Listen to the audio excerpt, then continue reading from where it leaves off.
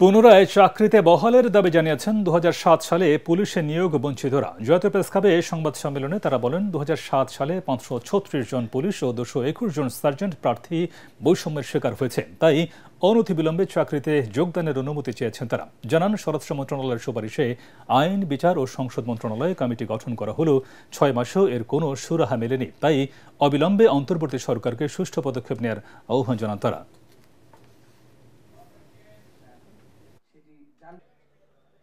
মাননীয় প্রধান উপদেষ্টা নিয়োগ বঞ্চিত 757 জন এসআই ও সার্জেন্টদের অনতিবিলম্বে চাকুরিতে যোগদানের অনুমতি প্রদান করে রাষ্ট্রের সেবায় অংশগ্রহণের আদেশ প্রদান করে আপনি বাংলাদেশে আরেকটি মানবিক দৃষ্টান্ত স্থাপনের অনুরোধ করছি।